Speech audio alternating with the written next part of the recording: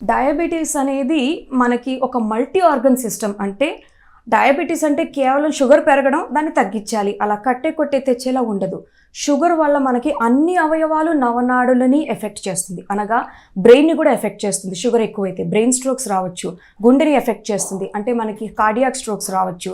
అలానే మన కిడ్నీస్ కూడా క్రమేపంగా క్షీణించుకుపోతాయి. యూరిన్ ఫార్మేషన్ అనేది జరగకుండా మీరు వినే ఉంటారు, చాలామంది డయాబెటిక్ పేషెంట్స్ డయాలసిస్కి వెళ్తున్నారు అని.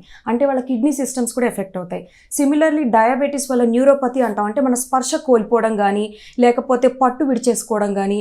చాలామంది డయాబెటీస్ వచ్చి ఎన్నో ఏళ్ళు తగ్గకుండా ఉన్న వాళ్ళకి న్యూరోపతి అనేది సంక్రమించి చేతుల్లోంచి పట్టు జారిపోవడం, గ్లాస్ కింద పడిపోవడము, లేకపోతే కాళ్ళకి దెబ్బలు తగిలినా అవి వాళ్ళు గుర్తించలేక అవి అల్సర్స్గా ఫామ్ అయ్యి కాళ్ళు తీసేసే పరిస్థితి రావడం, అంటే ఇవంతా న్యూరోపతి వల్ల. సో మీరు గమనించాల్సింది ఏంటంటే షుగర్ అంటే జస్ట్ షుగర్ ఎక్కువైంది తగ్గించాలి ట్యాబ్లెట్తో అన్నదే కాదు.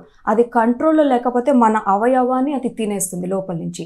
సో ఇవన్నీ రాకుండా ఉండడం కోసం ఒక్కసారి షుగర్ సంక్రమిస్తే ఈ కాంప్లికేషన్స్ వస్తాయని పేషెంట్కి మేము ఖచ్చితంగా చెప్తాం. అంతేకాకుండా ఇందులో ఒక పాజిటివ్ పాయింట్ ఏంటంటే షుగర్ అనేది వచ్చింది అంటే ఇంకా అయిపోయింది, లైఫ్ లాంగ్ ఇది ఉంటే మనం దాన్ని మార్చలేమని మాత్రం దయచేసి నిరాశపడక్కర్లేదు. ఖచ్చితంగా మనం గనక తలుచుకుంటే దాన్ని తగ్గించవచ్చు. ఎట్లా అంటే correct life style, healthy life style. అంటే మనం ఎంత తింటున్నామో సమతాళుగా దాన్ని తింటున్నామా, తిన్నదాన్ని ఖర్చు పెడుతున్నామా, కనీసం ప్రతిరోజు గంట సేపు అయినా వారానికి 5 రోజులైనా మనం ఎక్సర్సైజ్ చేయాలి.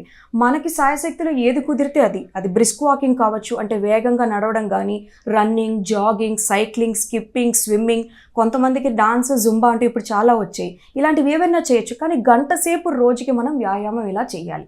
ఇంతే కాకుండా మనం తినే రోజువారీ జీవితంలో ఫుడ్స్లో, అంటే బ్రేక్ఫాస్ట్, లంచ్, డిన్నర్, మన స్నాక్స్లోని షుగర్ శాతం ఎక్కువ ఉండకుండా చూసుకోవాలంటే ఈ జంక్ ఫుడ్ అని కానీ, డీప్ ఫ్రైడ్ ఫుడ్, మైదాతో చేసిన ఫుడ్ ఐటమ్స్ కానీ, బేకరీ ఫుడ్స్ కానీ ఇట్లాంటివి తగ్గించుకోవాలి. ఇంతే కాకుండా ఒకసారి షుగర్ వచ్చిందని మనకు తెలిసినప్పుడు ప్రీ డయాబెటీస్ అని ఉంటుంది, అది నేను తర్వాత చెప్తాను. సో ఇలా షుగర్ ఒకసారి వచ్చిందని తెలుసుకుంటే కనుక వారం ఇంట్లోనే గ్లూకోమీటర్ అనే ఒక పరికరం మనకు దొరుకుతుంది, machinery. It's very less in price also. ఈ గ్లూకోమీటర్ ద్వారా వారం మన షుగర్ టెస్ట్ మనమే చెక్ చేసుకోవాలి. తినక ముందు ఒకసారి, తిన్న తర్వాత ఒకసారి, 3 నెలలకు ఒకసారి HbA1c అనే ఒక టెస్ట్ ఉంటుంది. ఇది మన 3 months యావరేజ్ షుగర్ టెస్ట్ అనమాట. ఈ షుగర్ టెస్ట్ని మనం బయట ల్యాబ్ ద్వారా ప్రతి 3 నెలలకి చేయించుకోవాలి. ఇలా మన షుగర్ టెస్ట్లు చేయించుకున్నది దగ్గరలో ఉన్న మీ డయాబెటాలజిస్ట్ కానీ, ఫిజిషియన్ కానీ రెగ్యులర్గా సంప్రదిస్తూ ఉంటే ఖచ్చితంగా మీ షుగర్స్ కంట్రోల్లో ఉంటాయి. And you will not get all these complications.